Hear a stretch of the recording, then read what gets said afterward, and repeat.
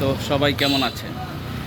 আমি এতক্ষণ ছিলাম হচ্ছে সুজুকি প্রিমিয়ামে, এখন আসছি আমি বাইক চেম্বারে, আমারই ভাই ব্রাদারের একটি সার্ভিস সেন্টার। তো যাই হোক, তো সুজুকি প্রিমিয়ামে আমার ওয়ারেন্টি প্রোডাক্ট, আমার জিক্সার 2 বছর এখনও কমপ্লিট হয় নাই ইঞ্জিন ওয়ারেন্টি। তা আমি তাদের কাছে গেলাম, যাওয়ার পরে আমার গিয়ার বক্সে মানে বাইকের গিয়ারের ওই আপনার ভিতরে একটা ছোটো স্প্রিং আছে, এটা সম্ভবত ভেঙে গেছে বা নষ্ট হয়ে গেছে আমার আজকে সকালে। যাই হোক, তো আমি ওটা ঠিক করাতে ওদের কাছে ক্লেম করি আমার ওয়ারেন্টি। তারা আমাকে 2.5 ঘন্টা বসায় রাখার পরে তারা বলে তাদের শোরুমে গাড়ি আসছে, এখন তারা আমার কাজ করতে পারবে না।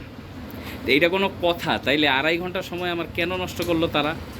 আপনারা সবাই সুজুকি প্রিমিয়ামের সার্ভিস এবং গাড়ি ক্রয় থেকে সবাই বিরত থাকবে, কারণ এরা এখন 10,000, 7,000, 8,000 ক্যাশব্যাক দিতেছে, আবার ওয়ারেন্টির ওয়াদাও করতেছে, যেটা আপনি কোনোদিনও তাদের কাছ থেকে পাবেন না।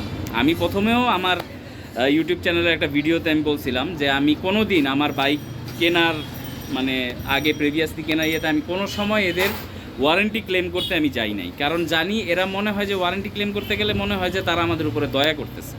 কিন্তু সুজুকি প্রিমিয়ামের সার্ভিস পুরাই মানে একদম বাজে অবস্থা। আমি সুজুকির প্রিমিয়ামের মতো খারাপ সার্ভিস আমি কোথাও দেখিনি। আমি আরও সার্ভিস করাইছি, ওদের এইসব ঝামেলার কারণে আমি এইখান থেকে, আমার বাসা নতুন বাজার, এইখান থেকে আমি ওই যে সুজুকি বাইক প্যারাডাইস রামপুরা কি জানি নাম, সম্ভবত এরকমই কিছু নাম হবে, ওইখানে যে আমি প্রায় সার্ভিস করাইতাম, কারণ ওদের সার্ভিস এত খারাপ, কোনো একটা রুলস নাই, কোনো একটা সিস্টেম নাই। চিন্তা করেন, আমি 2.5 ঘন্টা ধরে আমাকে সে বসায় রেখে সে কিভাবে বলে যে আমি গোডাউনে কাজ করি, আমার গাড়ি আসছে। কাস্টমার বড় না শোরুমের ভিতরে গাড়ি উঠানো বড়? কোনটা বড়? মানে আমি পুরোপুরি হতাশ। মানে সুজুকির মতন ব্র্যান্ড এরা রিপ্রেজেন্ট করে বাংলাদেশে, এদের যদি সার্ভিসের অবস্থা এরকম হয় তাহলে এদের থেকে আমরা কি আশা করতে পারি? আর ইয়াং কতগুলো ছেলেপেলের এখানে দিয়ে দিছে, ম্যানেজার একটা ইয়াং, যার বয়স হবে 15 থেকে 16 বছর। এরা কি বুঝে সার্ভিসের?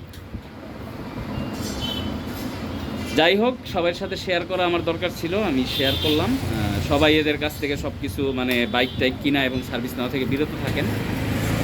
আসলে মানে আমাদের এলাকার সুজুকি প্রিমিয়ামটা তেমন একটা ভালো না, ওদের সব কিছুই খারাপ আমি বলবো। তো আজকের ভিডিও এই পর্যন্তই। সবাই ইনফরমেশন দেওয়ার জন্য ভিডিওটি করা। সবাই ভালো থাকবেন, সুস্থ থাকবেন, আল্লাহ হাফেজ।